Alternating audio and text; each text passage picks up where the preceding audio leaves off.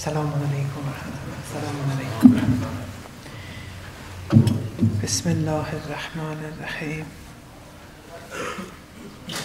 All praises are Allah's, Lord of the worlds, and may His peace and blessings be upon our Master, the Holy Prophet Muhammad, and his pure, immaculate Ahlul Bayt.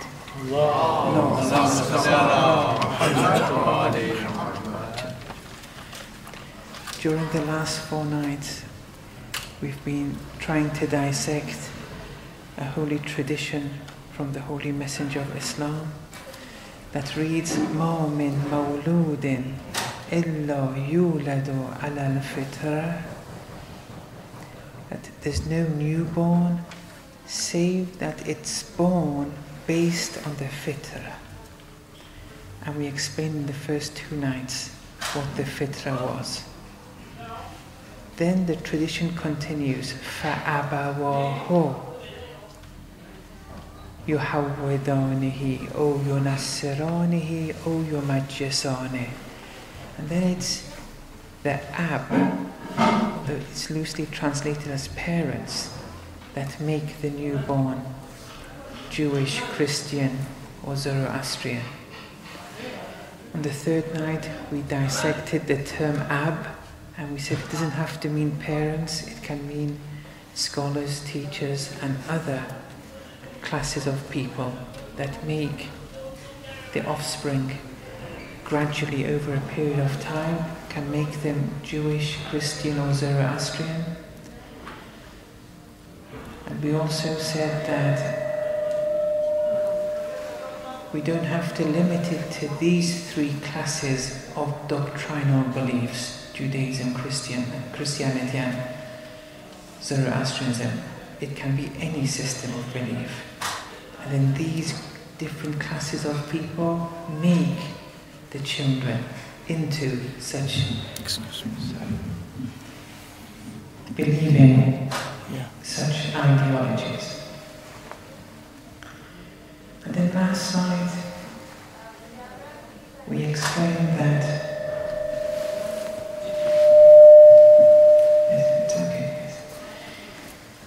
last night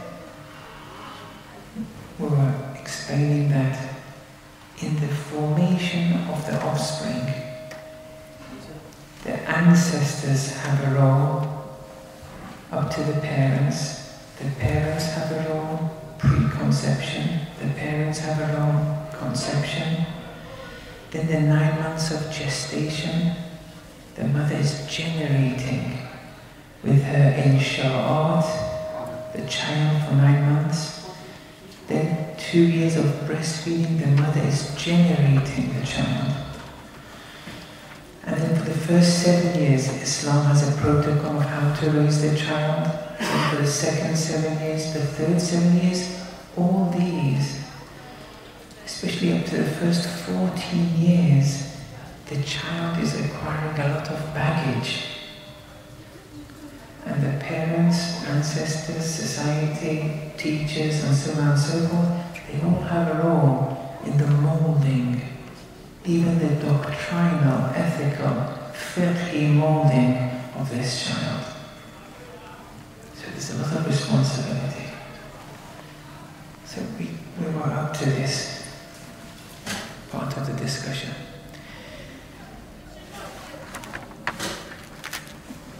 In relation to breastfeeding,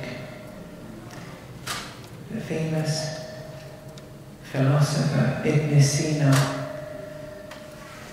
in his canon, he has a passage just highlighting the importance and the relationship between breastfeeding, which we explained yesterday, like with gestation. It's a form of generation that is arising here, insha'at. And the generator and the generated, there's a unity between these 2. This unity is very important as we progress through the discussion. He says, أَمَّا كَيْفِيَّةُ إِرْضَائِهِ وتغذيته, in relation to the manner of breastfeeding and feeding the child. فيجب أن يرضع ما أمكن بلبن أمه. It's necessary, not canonically necessary, but he's advising it to the status that it's rationally significant for you to do this. If you don't, it doesn't mean you've done something haram. It's necessary that the child be breastfed to that amount which is feasible with the milk of the mother. فإنه أشبه الأغذية بجوهر ما سلف من غذائه وهو في الرحم أعنى تمث أمه. And this milk is the most similar substance to that which was feeding the child before, whilst he or she was in the womb, i.e. the blood of the mother. فإنه, and this blood, بعينه هو المستحيل لبنا, and this blood per se is converted into blood, into milk. وهو أقبل لذلك وآلف له, and the child tends towards this milk and has an affinity towards it, حتى أنه, to the extent that قد صح بالتجربة أن إنغامه حلمة ثدي أمه عظيم النفع جدا في دفع ما يؤذي. To the extent that experience has validated that the grasping of the mother's chest, mouth of the newborn, grasping onto the mother's chest during suckling, has great benefits and eliminates a lot of harm that arises. وأما شرائط المرضعة فسنذكرها ونبدأ بشريطة سنها. In relation to the prerequisites of the breastfeeding mother, there are conditions. We shall start with that of age. فنقول, and we say, إن الأحسن أن يكون ما بين 25 سنة إلى 35 سنة. It's better that the age of the breastfeeding woman be between 25 years and 35 years. That's the ideal. فإن هذا هو سن الشباب, because this is the age of youth. وسن الصحة والكمال, and the age of good health and perfection. وأما في أخلاقها, but concerning the ethics of the breastfeeding mother, this is the main point now. فأن تكون حسنة الأخلاق محمودتها. She has to be of decent and praiseworthy ethics. That's one prerequisite. بطيئة من الانفعالات النفسانية الرديئة. Her nature has to be slow with delay in relation to being susceptible to attributes of vice. She should be someone who is very easily susceptible to attributes of vice, namely min al-ghadab, anger, wal-gham, sorrow, the negative sense, wal-jubn, cowardice, wa ghayra dhalik, and other attributes of vice. She shouldn't be someone who easily gives in into vice. فَإِنَّ جَمِيعَ ذَلِكَ, all this, يُفْسِدُ الْمِزَاجَ, corrupts the constitution, meaning either the bodily or spiritual constitution of the, because these attributes of vice, these are spiritual illnesses. And all this can corrupt when the breastfeeding mother is someone who is suffering from these spiritual illnesses. This can corrupt the constitution of the offspring.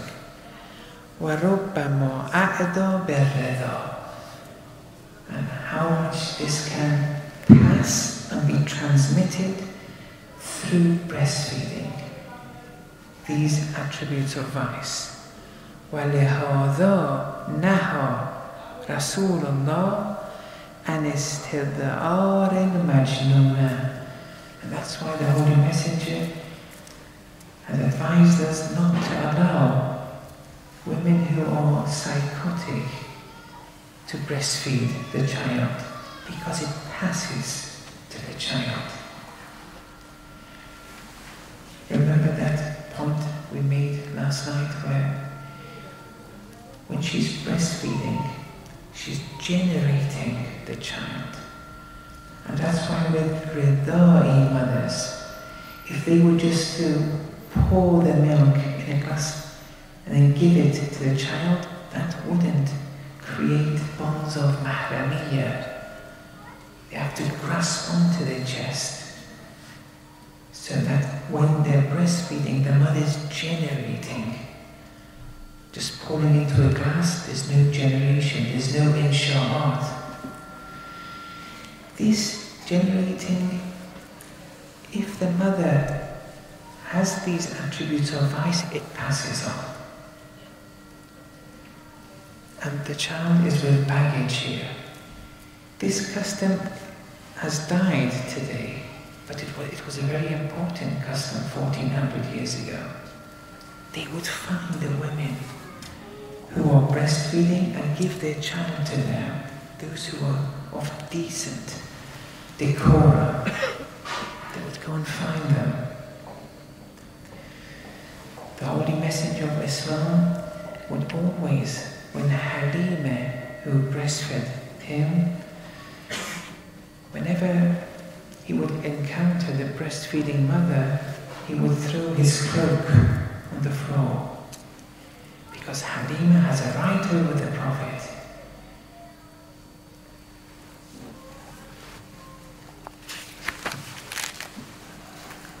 Amir al-Mu'mineen alayhi salam, in one tradition, has said,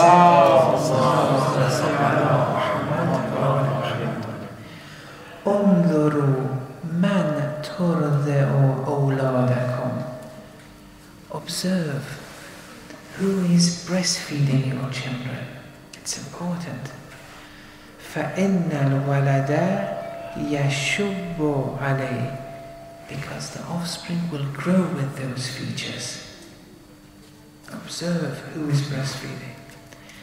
In another tradition from Imam Baqir alayhi salam, استرضع لولدك باللبن الحسان, breastfeed your offspring with the milk of decent women, those praiseworthy women with good attributes. وَإِيَّاكَ وَالْغِبَاءَ, and I refrain from women with attributes that are ugly, attributes of vice. فَإِنَّ اللَّبَنَ قَدْ يُؤَدِّي, verily milk, it transmits. Not only do we believe in bodily genetics, but this spiritual genetics here exists too. It passes on. it's transmitted. This responsibility from generation to generation. Okay. So let's come out of the breastfeeding now and go back and continue from last night. So whatever we eat, it has an effect on us and on our offspring.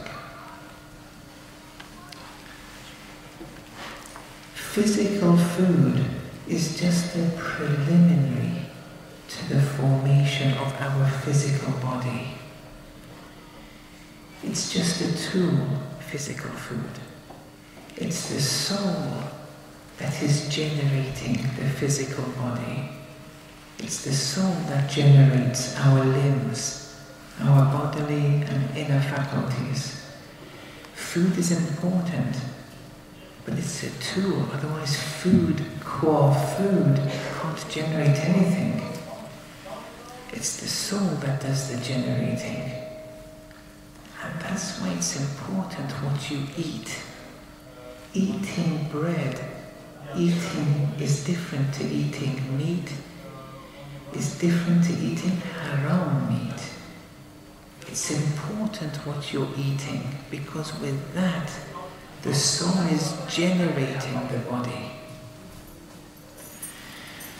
And that's why, when it comes to the question, why is pig meat haram? Although many scientists have tried to discover why Islam prohibited meat 1400 years ago. And that their endeavors are with good intentions, but the problem is they're trying to find the answer in a physical context. The answer isn't physical, the answer is spiritual.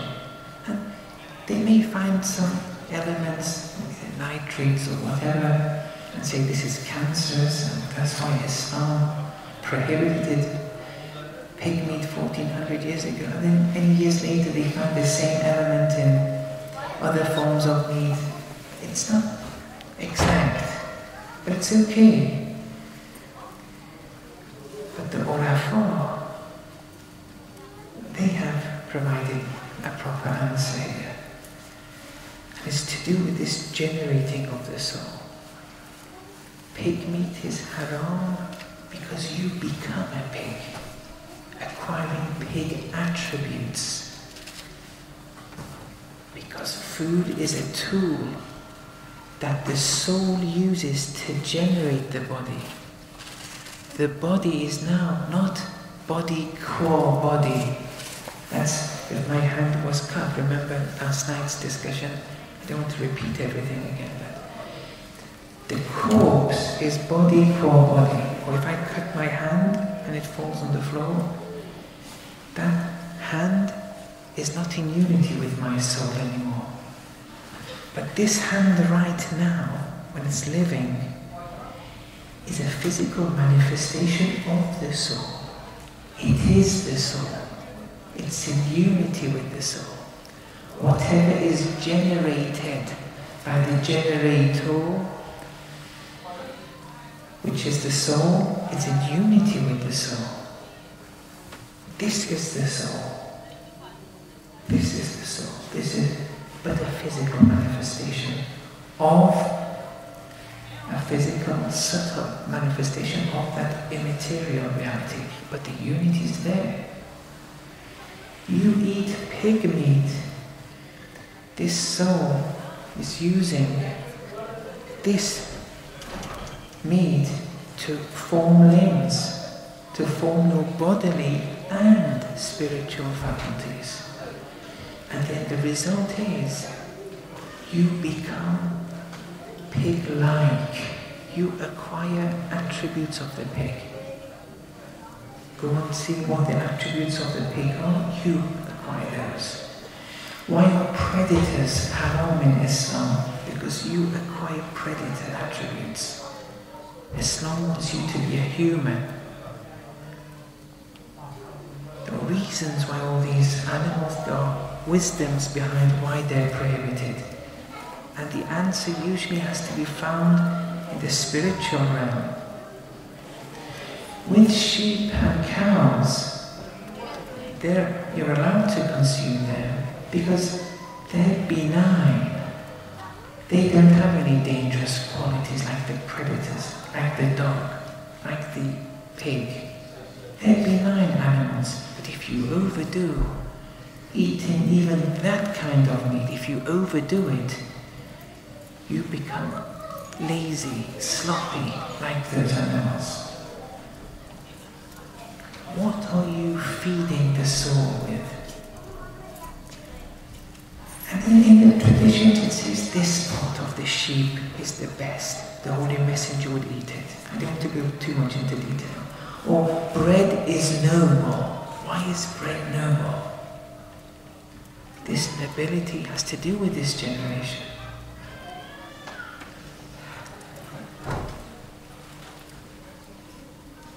Look, why do we tell our children, don't associate with a bad friend? Don't associate with a bad friend. Because when they associate with a bad friend, the attributes or vice of that bad person is transmitted to your child. Okay? Without there being any touch. Now, that bad person may have pig attributes, dog attributes, wolf attributes, snake attributes, would pass it on. Now just imagine you eat the pig, you eat the wolf, you eat a predator. A fault iora, you're going to acquire these attributes. You're eating it. The soul is generating your body and your spirit with it. These things have to be observed. Just one last point in relation to having pets. It's okay to have pets in Islam. Okay, with the dog and the pig, you're not allowed to purchase them. Although there are some exceptions with the dog. But with pets, it's okay in Islam to have them. And in general, Islam has a line of compassion towards animals. There's no doubt about it. So if you have a cat, a gerbil, or other forms of pet, it's okay. But there's one thing you have to be careful with. That you don't acquire an affinity with the animal. This is quite an important point. It's okay to have a cat or other animals, with the one or two exceptions. However, you shouldn't acquire an affinity with that animal. Because if you show it compassion, that's okay. But if you acquire an affinity, an attachment to the cat, for example, then you'll acquire cat attributes. These realities and wisdoms, the Iranian sages of old, like Sa'di, Mawlavi, these people have related these realities in another language. There's one old story. There was a king, and the king had a daughter, the princess. The princess would never marry. Whenever a suitor would come with all the best gifts and dowry and so on and so forth, the princess would never marry. The king thought she was ill. And he called upon all the best physicians to come. They came, they found nothing wrong with her. Then someone advised the king that there's a hakim, a wise one. He may be able to help. The wise one came to the king. The king said, "Go and see my daughter." The daughter was brought. The hakim saw the daughter. Nothing was wrong with her. The hakim said, "Let me go where the daughter resides and lives." They took the wise one to the place where the daughter lives. The Hakim said, okay, I know the reason. Take me back to the king. The wise one came back to the king and said, I know what the problem is. Immediately he knew what the problem was. He said, there are some cats where she lives. She has many of them. Take them all away and replace them with pigeons for a certain amount of time. And she will be relieved and the problem will go immediately. And this is what they did, and then the daughter married. Now the wisdom behind this is that this daughter was living with many cats. One of the bad attributes of cats, and forgive me for mentioning this, is that it has a violent mating practices. And this princess was seeing all this, and it was incorporated in her soul, this fear, and she never wanted to marry because of it. Whereas pigeons, they have a very smooth protocol in these matters.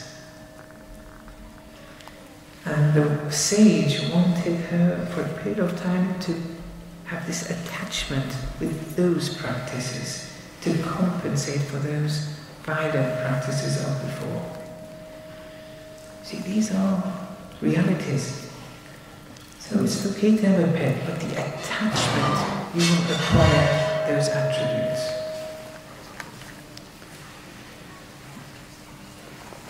So, in the same way that physical food is a tool for the soul to generate one's bodily, outer and inner faculties. That's why food is important to eat. One's incorporated dispositions, actions which become second nature and are incorporated within us, this is also a tool for the soul to generate the body of the hereafter. In the same way that physical food is a tool for the soul's generation of the physical body, one's ilm, knowledge, and action, these are tools for the soul to generate the body of the hereafter. But the important part is this: is with every word I say there's an echo here. Yes? It's okay for me, but if it can be better, yes. Because this is quite an important part. The important thing is, so the soul, via food, generates the physical body. The soul generates. And this physical body is the soul. It's the body, it's a physical manifestation of the soul. This unity through that generation and insha'Allah. So this body is the body qua soul. And then with those incorporated dispositions, that is also the body in the hereafter, qua soul. And since both are generations of and insha'at of the soul, there's a unity. This body, whilst generated, not when it's a corpse, whilst it's being generated, is in unity with the body in the hereafter. There's always a body qua soul. The soul is never without a body. But depending on the realm of existence, that body qua soul in this physical realm is this physical body which is in unity with the soul. In the Yawm al-Akhir, where it's an other Yawm, an other manifestation of existence.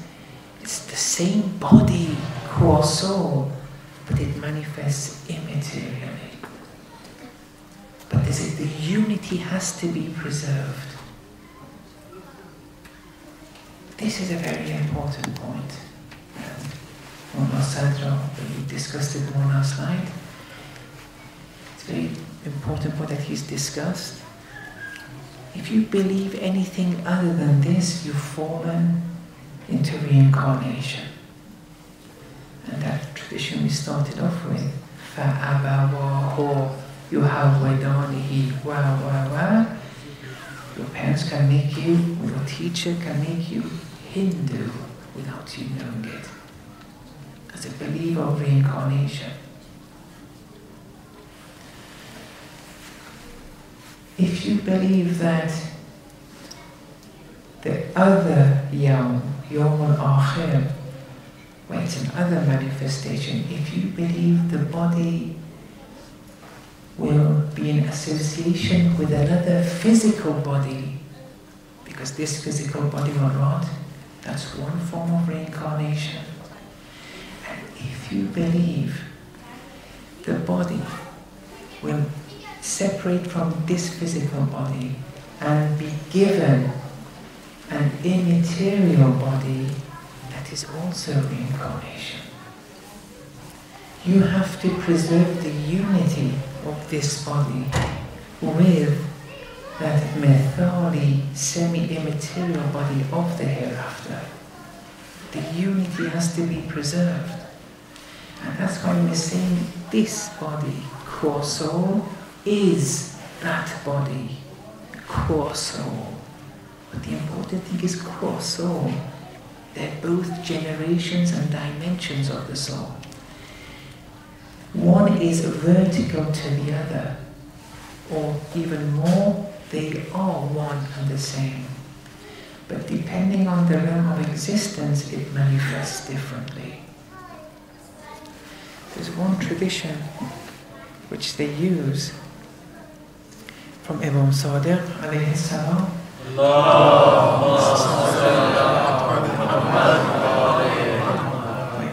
where he states, فَإِذَا قَبَضَهُ اللَّهُ تَعَالَى, when Allah takes someone from this realm, when one dies, سَيَّرَ تِلْكَ الرُّوحِ فِي غَالِبٍ كَغَالِبِهِ فِي الدُّنْيَا.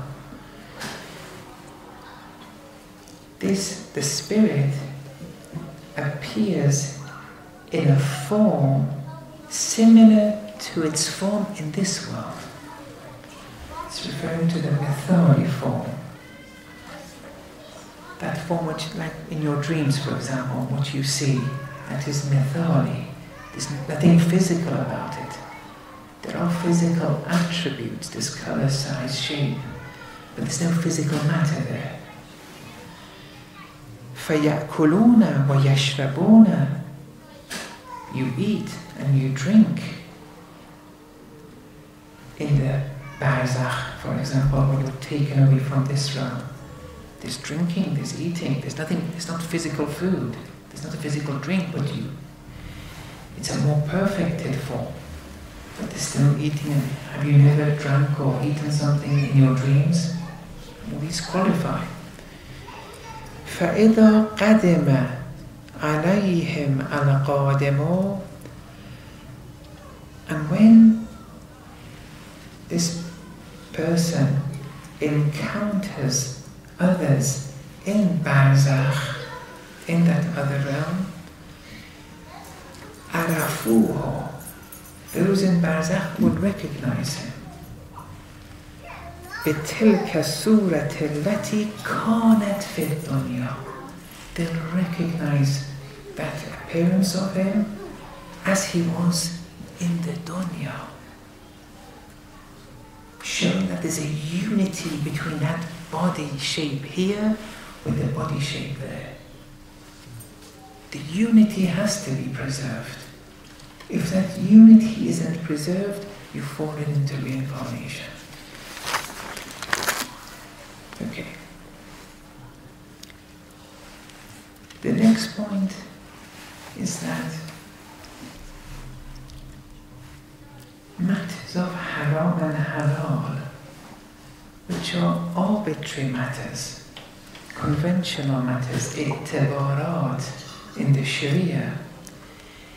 These i'tibarat and arbitrary matters, this is haram, this is halal, these are based on takwini realities, on realities of the cosmos, realities of nature. It's not just willy-nilly and empty, just statements, like secular law here, for example. If someone fines you, you say, why are you fining me? Is it because you drove very fast? You say, well, what's the relationship between driving fast and you fining me? There's not a cause and effect relationship here. It's a conventional punishment that is given. It's man-made, it's arbitrary. But with the Sharia, the halals and the harams, it's based on takwini realities. Just to explain this a bit, and there's a reason why I want to explain this. Amir al-Mu'mineen alayhi salam, in one tradition,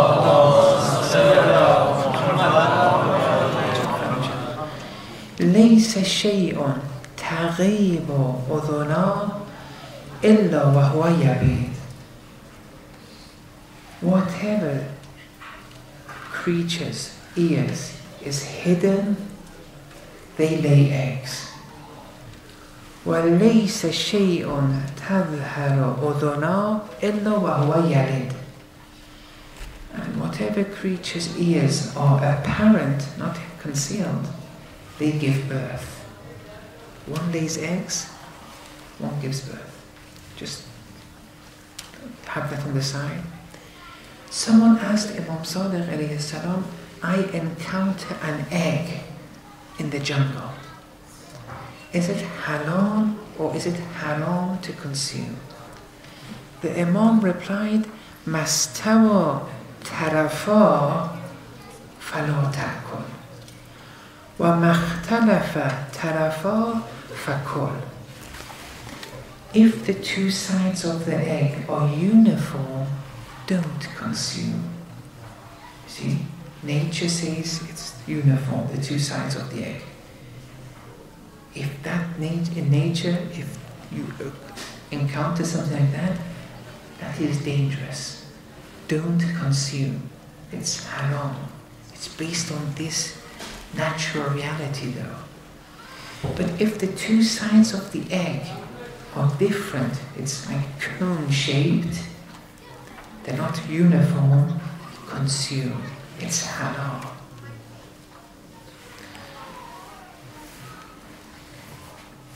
The eggs of snakes and many reptiles, it's uniform.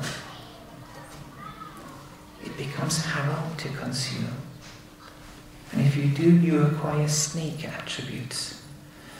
But the eggs of chickens, ducks, it's cone-shaped. It's okay to consume. These realities of nature, depending on what they are, the Sharia gives the halals and the harams. And then sometimes with ducks, for example, because they eat a lot of dead flesh, you see that the degree of their being coned is less than with chickens, because they eat a bit more dead flesh than chickens. And you see that cone shape is less observed than with chickens. To the extent that it's eating dead flesh, it has an effect. Now, why is this important? It's because man and a woman, going back now to the beginning, if they are of evil thoughts, of evil actions, man and wife, if they are a wolf in action, a snake in action, a pig in action, a dog in action, the offspring will suffer and will have these attributes. And that's why Baytullah Hasan Zada Omari, Hafadahullah, says the aim of marriage is to procreate a human, a true human, not a snake or a wolf. So the man and woman may marry a legitimate marriage according to the Sharia and give rise to a child, legitimate child, through a legitimate marriage according to the Sharia. However, if they don't have human attributes, their child will be illegitimate from a tariqa dimension.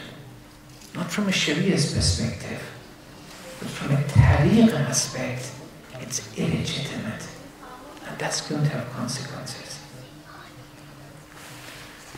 Okay. Just one or two other points that Ibn Sina has in his canon. He says, and just trying to emphasize the effect that the soul with its attributes has on the physical offspring. All this is trying to put this forward. He says, وَقَدْ يَنْفَعِلُ الْبَدَنُ عن هيئة النفسانية غير الذي ذكرناها مثل التصورات النفسانية فإنها تثير أمورا طبيعية.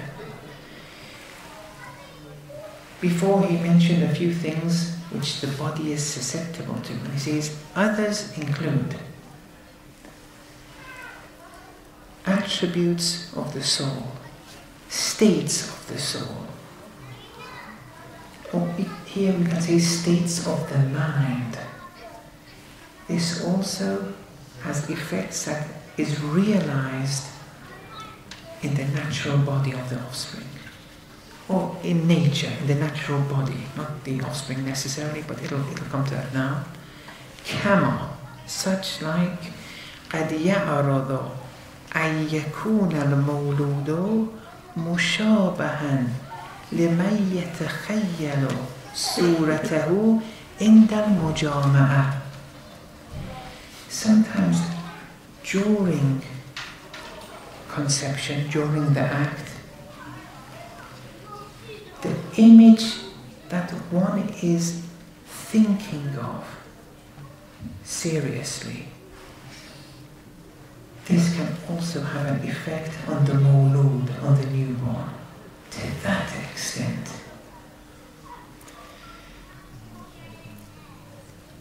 وَيَقْرُبُ لَوْنُهُ مِنْ لَوْنِ مَا يَلْزَمَهُ الْبَصَرُ عِنْدَ الْإِنْزَالِ. At the time of conception, during procreation, even the light, which the man and woman are in that light, that also has an effect. وهذه الأشياء ربما اشمئز في قبولها قوم لم يقفوا على أحوال غامضة من أحوال الوجود. So these such matters are very abhorred and they're not liked by people who are not aware of the realities of existence. They're not informed. They haven't researched matters for themselves. وَأَمَّا الَّذِينَ لَهُمْ غَوْصٌ فِي الْمَعْرِفَةِ. But those who have a depth in ma'rifah and knowledge, فَلَا يُنْكِرُونَهَا إِنْكَارَ مَا لَا يَجُوزُ وُجُودُهُ. These people with depth, they don't negate it and say these things are impossible. ومن هذا القبيل حركة الدم من المستعد لها إذا أكثر تأمله ونظره في الأشياء الهم. Other examples are when you focus on red things, when you focus a lot on the color red, it boils the blood. And this can have a lot of effects, namely its shahwa. And many industries are built on this reality. And there are many other parts that many great scholars have since we're coming to the end of our time.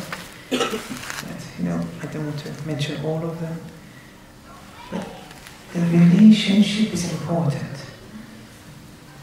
And this man and woman, in procreating this offspring, there's a lot of responsibility. If they sin, it has effects on the offspring. Some sins are worse than others.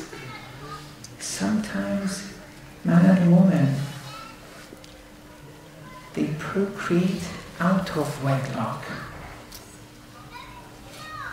And the son or the daughter, according to the Sharia, they're illegitimate. Now, illegitimate doesn't mean they're bad. There may be social taboos in our culture, but in Islam, there's no discrimination against illegitimate offspring.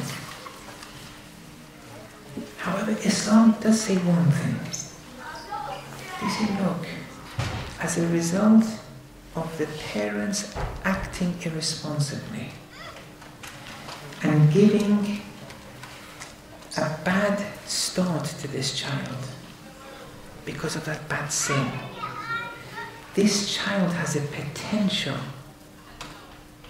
that children who are born in wedlock don't have. It doesn't mean that those who are born in wedlock will have a better fate. No, because there are 1,001 parameters at stake. However, this child has been born with a bad potential. All the Sharia says is that that child, there's nothing wrong with him, there's no taboo, and if that child marries legitimately, their child will be legitimate, there's nothing wrong. However, with these people, in relation to posts and occupations that relate to the saving of the guidance of mankind, Islam has a precautionary line. Don't let them be a judge. Don't let them be an imam, a manager. It's a precautionary thing. That child may even be more learned than all the marajid and all the judges. That's okay. But the potential now is significant. Okay, now when we go to Ashura, many of those who did shameless actions with their horses on the remains of the bodies, many reports say that these people were offspring that were born out of wedlock. Sheikh Mufid has this in his Maktab. And one of Imam Hussein alayhi salam,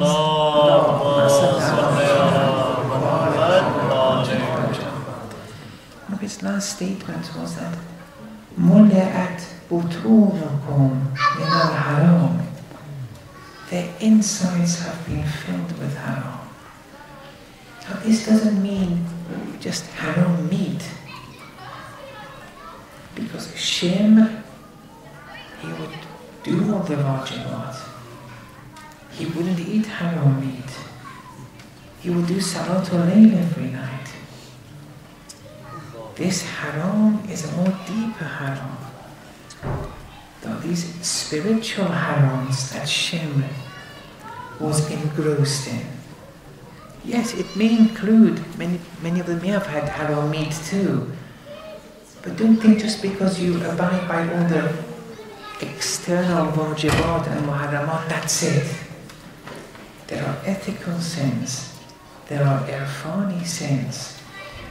that aren't haram according to the Sharia, but they still contaminate the soul. Ethical and irfani sins, they contaminate the soul. And that contamination, if it reaches a certain threshold, will make you susceptible to do Sharia sins. Examples of irfani sins, for example, is love of the dunya. It's not haram. Loving a good car, loving a good house. When you love a good house, when you love a car, you don't love Allah anymore. That's compromised. And that's a sin, not according to the Sharia, according to the Tariqah, according to the Haqiqah, it's a sin. And that means it just contaminates the soul. That contamination, if it reaches a certain threshold, it will make you sin a Sharia sin. Shimr was very religious. He was in the Battle of Siffin defending Amir al-Mu'minin. He nearly was martyred. The problem was, Shimr from the beginning, he had a love of power, love of the dunya.